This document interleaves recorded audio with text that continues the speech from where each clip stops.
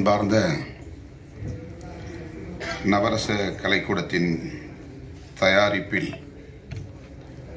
இருவர் பிளஸோ ராய்ஸ்டன், கவி தினேஷ்குமார் ஆகியோரின் இயக்கத்தில் விரைவில் வெளியாகவிருக்கிற நெஞ்சு பொறுக்குதில்லையே என்னும் இந்த திரைப்படத்தின் பாடல் வெளியீட்டு விழாவில் பங்கேற்று இதனை சிறப்பித்துக் கொண்டிருக்கிற, தலைமை வகித்து சிறப்பித்துக் கொண்டிருக்கிற தயாரிப்பாளர்கள் நலச்சங்கத்தின் தலைவர் மதிப்பிற்குரிய அண்ணன் கலைப்புலி சேகர் அவர்களே, இத்திரைப்படத்தின் தயாரிப்பாளர் நம் அனைவரையும் வரவேற்று உரையாற்றியிருக்கிற தோழர் திரு கிறிஸ்துதாஸ் அவர்களே, இணை தயாரிப்பாளர் யோபு சரவணன் அவர்களே, நன்றி உரை ஆற்றவிருக்கிற எல்எஸ்சி முரளி அவர்களே, மற்றும் இந்த நிகழ்வில் பங்கேற்று வாழ்த்துரை வழங்கி சிறப்பித்திருக்கிற தமிழ்நாடு பத்திரிகையாளர் சங்கத்தின் தலைவர் எழுதுகை நண்பர் டிஎஸ்ஆர் சுபாஷ் அவர்களே, தமிழ் திரைப்பட தயாரிப்பாளர்கள் சங்கத்தின் இணைச் செயலாளர் திருமிகு சவுந்தரபாண்டியன் அவர்களே, விடுதலை சிறுத்தைகள் கட்சியின் துணை பொதுச் செயலாளர் தம்பி வன்னியரசு அவர்களே, திரைப்பட தயாரிப்பாளரும் இயக்குனருமான நண்பர் செந்தூரன் அவர்களே, ஊடகவியலாளர் தம்பி முகிலன் அவர்களே, மற்றும் இந்த நிகழ்வில் பங்கேற்று கருத்துரை வழங்கி அமர்ந்திருக்கிற இயக்குனர் ராஜா விக்ரம் அவர்களே, தயாரிப்பாளரும் இயக்குனருமான விஆர்ஆர் அவர்களே, திராவிட ஜனநாயக மக்கள் கட்சியின் மாநில செயலாளர் டாக்டர் பாஸ்கர் அவர்களே, நடிகரும் இயக்குனருமான காதல் சுகுமார் அவர்களே, இறைக்கவி நாத்தேனியல் அவர்களே, திரு கமலக்கண்ணன் அவர்களே, திரைப்பட தயாரிப்பாளர் சங்கத்தின் செயற்குழு உறுப்பினர் கமலக்கண்ணன் அவர்களே, மற்றும் திரைப்படத்துறையை சார்ந்த பல்வேறு துறைகளில் பணியாற்றி கொண்டிருக்கிற ஆளுமைகளே, தமிழ் சொந்தங்களே, உங்கள் அனைவருக்கும் என்னுடைய பணிவார்ந்த வணக்கத்தை தெரிவித்துக் கொள்கிறேன். இந்த வாய்ப்பை எனக்கு வழங்கிய தயாரிப்பாளருக்கும் இயக்குனர் இருவருக்கும் முதலில் என்னுடைய நெஞ்சார்ந்த நன்றியை உரித்தாக்குகிறேன். நேர நெருக்கடிதான். 12 மணிக்கு இன்னொரு நிகழ்வில் நான் பங்கேற்க ஒப்புதல் அளித்திருக்கிறேன். விரைந்து செல்ல வேண்டும் என்கிற ஒரு பதற்றத்தில் உங்கள் முன்னால் நிற்கிறேன். நெஞ்சு பொறுக்குதில்லையே என்னும் இந்த தலைப்பே திரைப்பட தயாரிப்பாளருக்கும் இயக்குநர்களுக்கும் எத்தகைய சமூக பொறுப்புணர்வு இருக்கிறது என்பதை நமக்கு உணர்த்துகிறது. தலைப்பை தேர்வு செய்ததிலிருந்தே அவர்கள் சமூக பொறுப்புள்ளவர்கள் என்பதை நம்மால் உணர முடிகிறது. மகாகவி பாரதி எவ்வளவோ பாடல்களை பாடியிருக்கிறார். தேசிய உணர்ச்சிகளை தூண்டியிருக்கிறார். இன்னும் அவருடைய பாடல்கள் உயிர்ப்போடு இருக்கின்றன. அவற்றில் மிகவும் உயிர்ப்பான வரிகளில் ஒன்று, நெஞ்சு பொறுக்குதில்லையே இந்த நிலைகெட்ட மாந்தரை நினைத்தாலே என்கிற இந்த சொற்றொடர்கள். இது மிகவும் புகழ்பெற்ற சொற்றொடர். இலக்கிய தளத்தில் மட்டுமல்ல, சமூக தளத்தில், அரசியல் தளத்தில் அனைவரும் அறிந்த ஒரு சொற்றொடர். நிலைகெட்ட மாந்தர் என்று அவர் குறிப்பிடுகிறார் பாரதியார். ஆங்கிலத்திலே ஒரு ஸ்டெடி இல்லாதவன் சொல்லுவோம். நம்ம எதுலையும் ஸ்டெடியாக இருக்க மாட்டான். ஒரு பிடிப்பு இருக்காது, ஒரு உறுதிப்பாடு இருக்காது, ஒரு நிலையான மனநிலை கொண்டவன் இல்லை அப்படின்னு சொல்லுவோம். யாராவது ஒன்று சொன்னால் உடனே அவன் மாறி போயிடுவான் மனசு. நாம் ஒன்று சொன்னோம்னா அதுக்கு தகுந்த மாதிரி அதுக்கு ஈல்டாயிடுவான். அப்படிப்பட்ட மனிதர்களைத்தான் நிலைகெட்ட மாந்தர் என்று பாரதி சொல்லுகிறார். ஒரு முடிவெடுத்தால் அதில் உறுதியாக இருக்க வேண்டும். ஒரு கொள்கையை ஏற்றுக்கொண்டால் அதில் உறுதியாக இருக்க வேண்டும். ஒவ்வொருவரும் ஒவ்வொரு கருத்தை சொல்லுகிற போது அதற்கேற்ப மாறிவிடக்கூடாது. நம்முடைய நிலைப்பாட்டில் நாம் நம்பிக்கை கொள்ள வேண்டும்.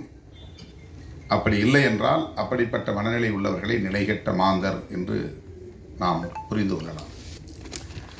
பாரதி கோபத்தோடு தான் இதை சொல்லுகிறான், ஆதங்கப்பட்டுத்தான் சொல்லுகிறான். மானுட உளவியல் இப்படிப்பட்டதாக இருக்கிறதே என்ற வேதனையை வெளிப்படுத்துகிறான். எல்லா தளங்களிலும் இது பொருந்தும், வெறும் சமூக தளத்தில் மட்டுமல்ல.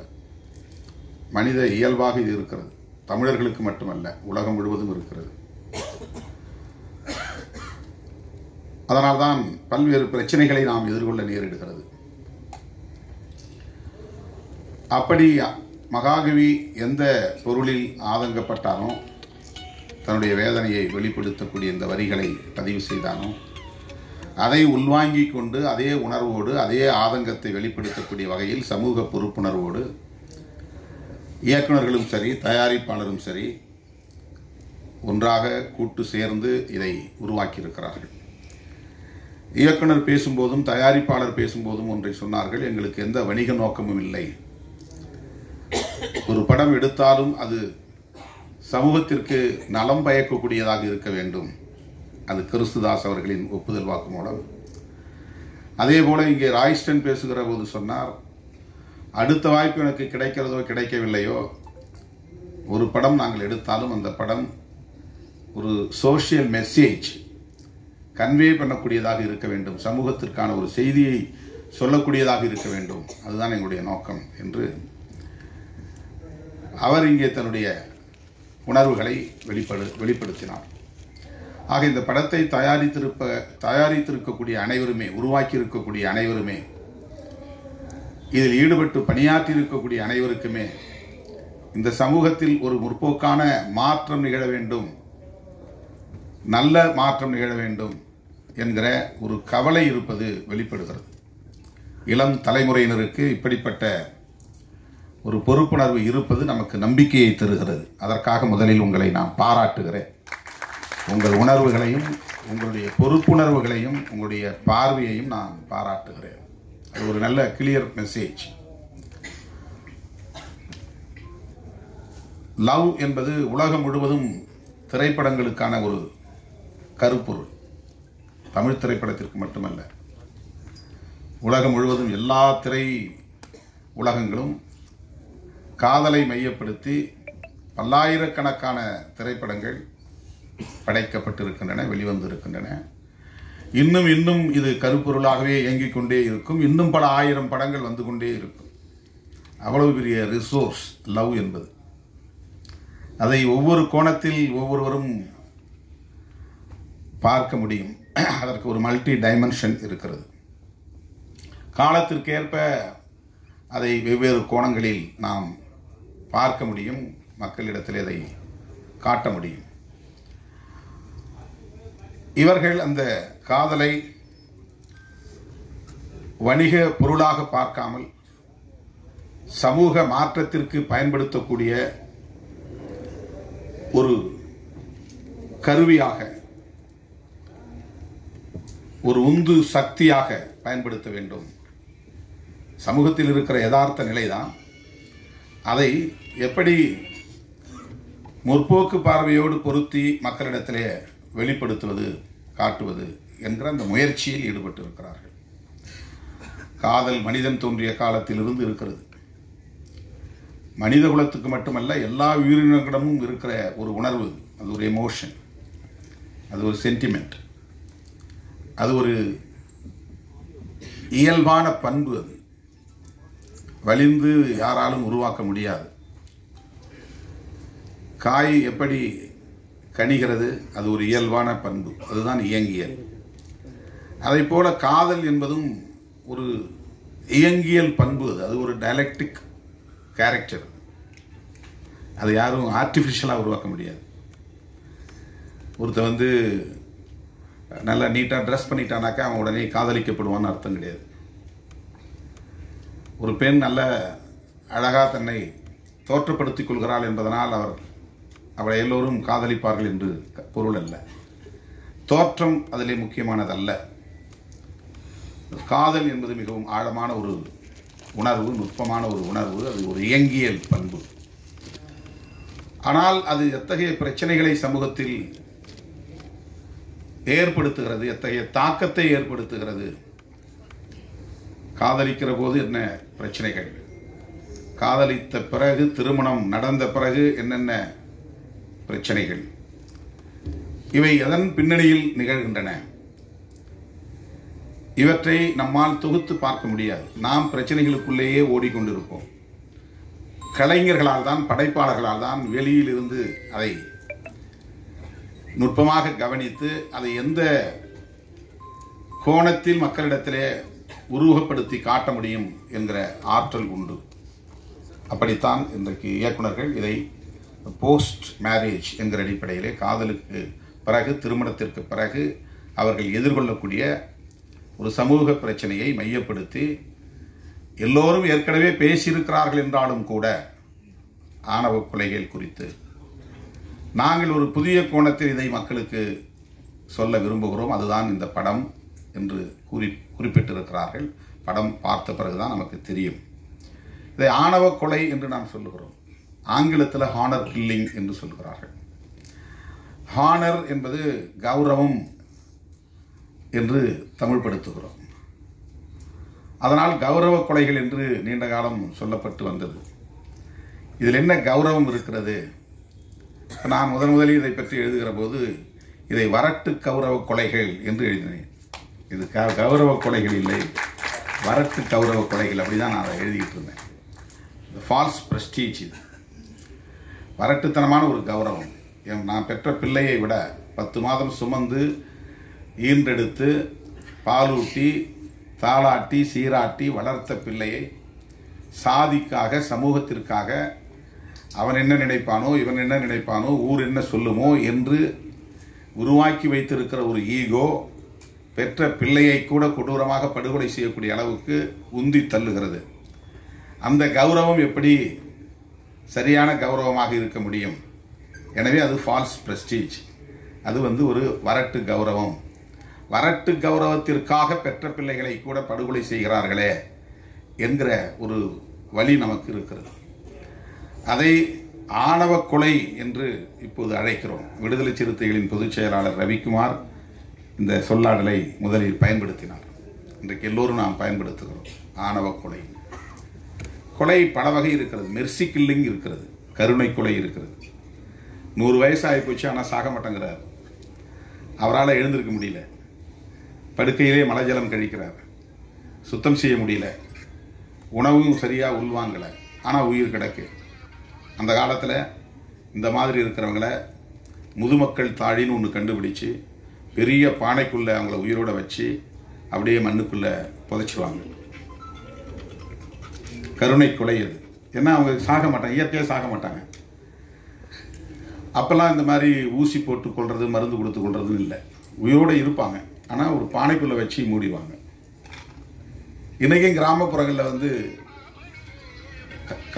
ஒரு கருவாட்டு, காட்டுக்கருவைன்னு நாம் சொல்லுவோம். இந்த பக்கத்தில் என்ன சொல்கிறேன் தெரியல, சீமை வேலை, சீமைக்கருவை.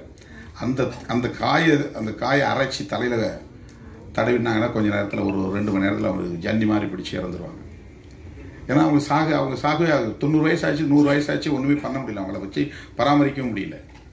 சில பேர் அதை விட ரொம்ப இளம் வயதிலே கூட அவங்கள மெயின்டைன் பண்ண முடியாது. ஏன்னா மனநலம் பாதிக்கப்பட்டிருப்பாங்க. அவங்களுக்கு ரொம்ப டிஃப்ரெண்ட்லி ஏபிள்டாக இருப்பாங்க. மெயின்டைன் பண்ண முடியாது, பராமரிக்க முடியாது. அதை மெர்சி கில்லிங் அப்படின்னு சொல்கிறாங்க, கருணை கொலை. இது ஹானர் கில்லிங். மெர்சி கில்லிங் என்பது இன்றைக்கு உலகம் முழுவதும் இருக்கிறது. ஆனர் கில்லிங் என்பது உலகம் முழுவதும் இருக்கிறதா என்றால், முற்போக்கு சிந்தனைகள் வளர்ந்து சமூகத்தில் ஆண் பெண் இருவரும் சமம் என்கிற ஜெண்டர் ஈக்குவாலிட்டி வளர்ந்திருக்கிற சமூகத்தில் இது கிடையாது. ஜெண்டர் ஈக்குவாலிட்டி உள்ள சமூகத்தில் இது கிடையாது. 2 பேரும் படிக்கிறோம், 2 பேரும் வேலைக்கு போகிறோம், 2 பேரும் சம்பாதிக்கிறோம் என்று எந்த சமூகத்தில் ஆண் பெண் பாகுபாடு இல்லாமல் இருக்கிறதோ அந்த பாகுபாடு இல்லாத சமூகத்தில் ஆனர் கில்லிங் கிடையாது. இங்க இன்ஃபான்டிசைடு இருக்கு, சிசு கொலை. கருவறையிலேயே கொலை செய்யக்கூடிய நிலை இருக்கு. வயிற்றுல இருக்கும்போதே அபார்ஷன் பண்ற நிலை இருக்கு. பெண் குழந்தையா இருந்தா பெண் குழந்தைகளை வயிற்றுல இருக்கும்போதே கண்டுபிடிச்சு கொண்டுறாங்க. பிறந்த உடனேயே கள்ளிப்பால் ஊற்றி படுகொலை செஞ்சிடறாங்க. சிசு கொலை. சிசு கொலையும் ஆனர் கில்லிங் என்கிற இந்த ஆணவ கொலையும் நம்முடைய சமூகத்தின் மிகப்பெரிய களங்கம், மிகப்பெரிய கரை. அது இந்த சமூகம் எந்த அளவுக்கு முற்போக்கு சிந்தனை இல்லாமல் இருக்கிறது, பழமைவாத சிந்தனைக்குள் மூழ்கி கிடக்கிறது, பெண்களை எந்த அளவுக்கு ஒரு சுமையாக கருதுகிறது, ஆணாதிக்கம் இந்த அளவுக்கு இங்கே மேலோங்கி இருக்கிறது, இது போன்ற மூட நம்பிக்கைகள் எந்த அளவுக்கு இங்கே மலிந்து கிடக்கிறது என்பதற்கு இந்த இரண்டும் சான்று. ஆனர் கில்லிங் என்கிற ஆணவ கொலையும் சிசு கொலையும் என்னுடைய அனுபவத்திலிருந்து சொல்லுகிறேன், இந்தியாவில் தான் அதிகம். வேற எங்கே இருக்கிறதா எனக்கு தெரியல. நம்முடைய நாட்டில் தான், நம்முடைய தேசத்தில் தான் இவை இரண்டும் மிக அதிகமாக இன்றும் சாட்சியங்களாக இருக்கின்றன. இப்போ இந்த இரண்டையும் நாம் அழித்தொழிக்க வேண்டும், துடைத்தெறிய வேண்டும். இப்போ ஜெண்டர் ஈக்குவாலிட்டி என்கிற ஒரு விழிப்புணர்வு நமக்கு தேவை. இப்போ லவ் சப்ஜெக்டை பேசுகிற போது இப்போ அவர் அண்ணன் கலைப்புலி சேகர் ரொம்ப அருமையான ஒரு கருத்தை சொன்னார். எனக்கு 44 வயசு, நான் 44 வயசில் ஒரு ஹீரோவாக நடித்தேன். இப்போ என்னுடைய வயதுக்கு தகுந்த மாதிரி தான் நான் படத்தில் கூட என்னை தோற்றப்படுத்தணும். இப்போ நான் எனக்கு இணையாக நடித்த நாயகியை நான் தொடவே இல்லை, தாலி கட்டினதோட சரி. இது என்னன்னா, பெண்களை எப்படி மதிக்கிறோங்கிற ஒரு உணர்வை வெளிப்படுத்தக்கூடிய ஒரு சான்று, அந்த அந்த அந்த புரிதல். இதுதான் ஜெண்டர் ஈக்குவாலிட்டிக்கான மிக முக்கியமான ஒரு புள்ளி. அது பெண்களை வெறும் கமாடிட்டியா பார்க்கக்கூடாது, ஒரு கமர்ஷியல் கமாடிட்டியா பார்க்கக்கூடாது. அவங்கள ரொம்ப செக்ஸியா காட்டி படத்தை நல்ல விலை போக வச்சலாம் அப்படின்னு ஒரு தயாரிப்பாளரோ ஒரு இயக்குனரோ பார்க்கக்கூடாது. கதாநாயகனுக்கு இணையானவர்கள் தான் கதாநாயகிகளும். 2 பேருக்கும் ஒரே மாதிரி உணர்வு தான், 2 பேருக்கும் ஒரே மாதிரியான சென்டிமெண்ட்ஸ், 2 பேருக்கும் ஒரே மாதிரியான டிக்னிட்டி சமூகத்தில் இருக்கு. இப்போ அதை நாம் மதிக்கணும். எந்த சமூகத்தில் ஜெண்டர் ஈக்குவாலிட்டி இல்லையோ அந்த சமூகத்தில் இந்த ஆனர் கில்லிங்கும் இருக்கும், ஆணவ கொலையும் இருக்கும், சிசு கொலையும் இருக்கும். இப்போ இதை நம்ம விவாதிக்க வேண்டியிருக்கிறது, பேச வேண்டியிருக்கிறது, உரையாடலுக்கு உட்படுத்த வேண்டியிருக்கிறது. ஏற்கனவே நிறைய பேர் ஆனர் கில்லிங்கை பற்றி படம் எடுத்துட்டாங்களே, மறுபடியும் எதுக்குங்க? இன்னும் நூற்றுக்கணக்கான திரைப்படங்கள் தேவைப்படுகின்றன. இந்த உரையாடல்களை நிகழ்த்துவதற்கு வெவ்வேறு ஆங்கிளில் வெவ்வேறு கோணங்களில் இதை நம்ம பேச வேண்டியிருக்கிறது. இதில் என்ன, ஏன் இதை நாம் வேண்டாம் சொல்கிறோம்?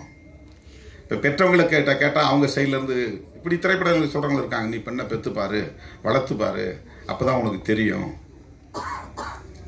யாரும் அப்படிலாம் நினச்சி இந்த பெண்ணை காதலிச்சா அவங்க வீட்டு சொத்து அள்ளிக்கிட்டு போகலாம், அந்த பெண்ணை காதலிச்சா சாதியை ஒழிச்சலாம், அப்படிலாம் யாரும் பண்ணுறது கிடையாது. அப்படிலாம் பண்ண முடியாது. அதெல்லாம் ரொம்ப கற்பிதம். அது கற்பிதம். காதல் இயல்பாக தோன்றுகிறது, ஆனால் அதை நம்மளால் ஏற்றுக்கொள்ள முடியாது. ஏற்றுக்கொள்ள முடியாமல் இருக்கிறது காரணம் ஏற்கனவே இங்கே இருக்கக்கூடிய சோசியல் ஸ்ட்ரக்சர், சமூக கட்டமைப்பு. ஒவ்வொருத்தருக்கும் ஒவ்வொரு விதமான ஒரு கௌரவம் இங்கே நம்ம பிறக்கிறது முன்னாடியே கட்டமைச்சிருக்கிறாங்க. நம்ம யாரும் விண்ணப்பம் போட்டு இந்த சாதிக்குள்ள இந்த அப்பாவுக்கும் இந்த அம்மாவுக்கும் பிறக்கணும்னு நம்ம பிறக்கலை.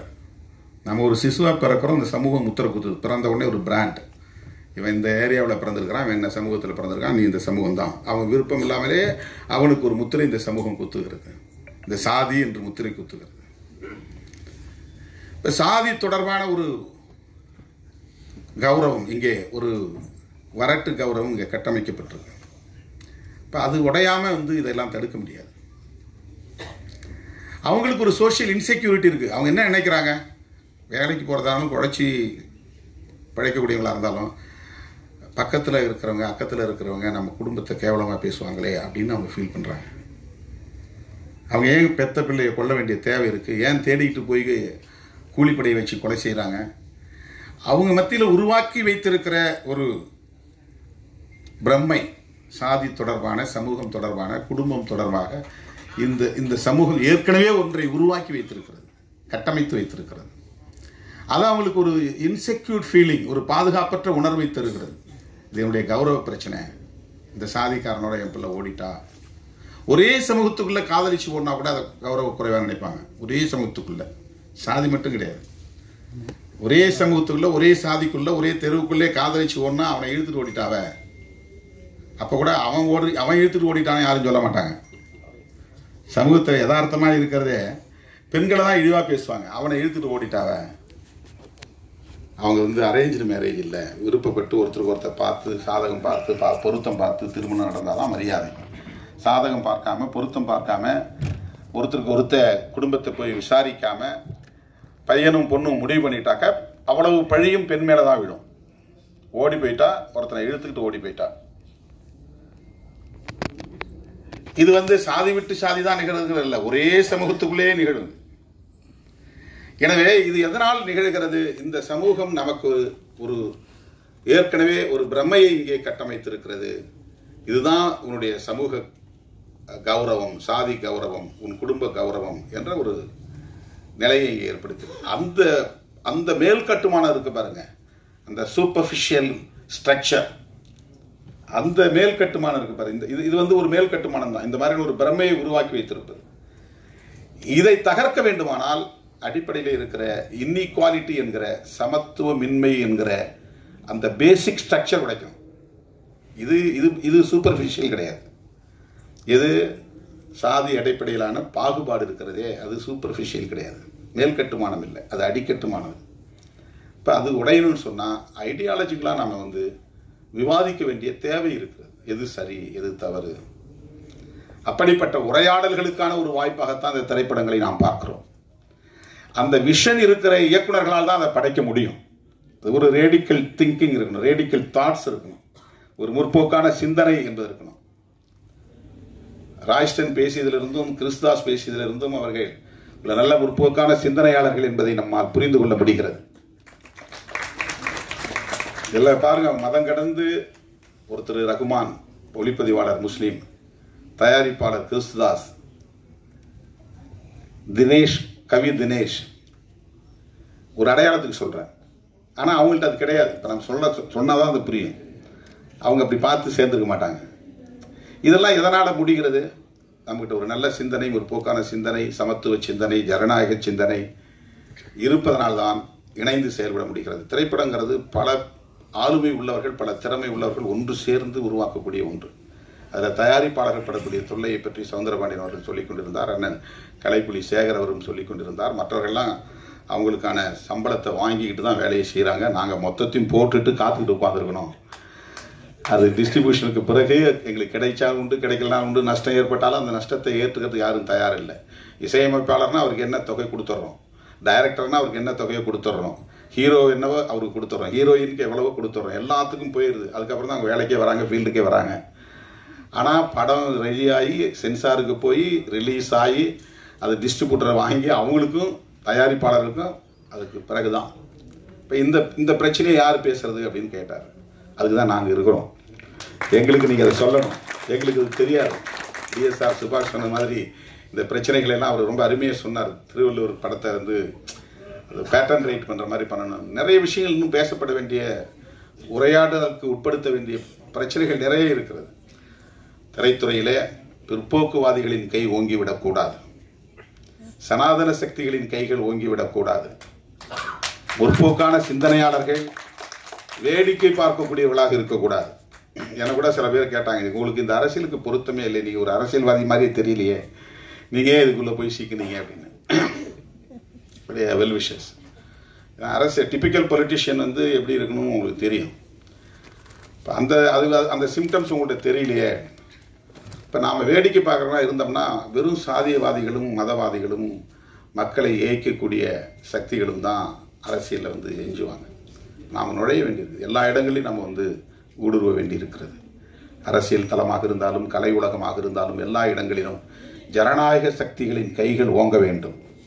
முற்போக்கு சிந்தனையாளர்கள் இங்கே இயக்குநர்களாக, தயாரிப்பாளர்களாக, ஒளிப்பதிவாளர்களாக, இசையமைப்பாளர்களாக, கதாநாயகர்களாக, கதாநாயகிகளாக வர வேண்டும். எங்கள் ஊருக்காரர் தம்பி சுதர்ஷன் திட்டக்குடிக்காரர் முதல் படம் இங்கே இசையமைத்திருக்கிறார் என்று அறிமுகமானார். அவருக்கு என்னுடைய வாழ்த்துக்கள். நான் அந்த ஊரில் தான் படிச்சிருக்கேன். எங்கள் ஊர்லேருந்து ஏற்கனவே இன்னொரு லப்பர் பந்துன்னு ஒரு திரைப்படத்தை ஒரு இயக்குனர் உருவாக்கியிருக்கிறார். அவரும் திட்டக்குடிக்காரர். ரொம்ப மகிழ்ச்சியாக இருக்கிறது. இந்த திரைப்படம் நல்ல சிந்தனை உள்ளவர்களால் உருவாக்கப்பட்டிருப்பதனால் மக்களிடையே மிகப்பெரிய வரவேற்பை பெறும், வெற்றி பெறும் என்று நான் நம்புகிறேன், நெஞ்சார வாழ்த்துகிறேன். இந்த படம் சமூக தளத்திலும் பண்பாட்டு தளத்திலும் அரசியல் தளத்திலும் ஒரு நல்ல தாக்கத்தை ஏற்படுத்தும் என்று நம்பிக்கையோடு வாழ்த்தி வாய்ப்புக்கு நன்றி கூறி முடிக்கிறேன். நன்றி, வணக்கம். தலைவருக்கு எங்களின் நன்றியை தெரிவித்துக் கொள்கிறோம். தற்போது இசைத்தட்டு வெளியிடும் நிகழ்வு. படத்துடைய லிரிசிஸ்ட் திரு ரஜினிவேல் அவர்களை மேடைக்கு வருமாறு அன்புடன் அழைக்கிறோம். அவர்கள் வெளியிட இந்நிகழ்வுக்கு வருகை தந்திருக்கக்கூடிய சிறப்பு விருந்தினர்களும் படக்குழுவினரும் இணைந்து பெற்றுக் கொள்கிறார்கள்.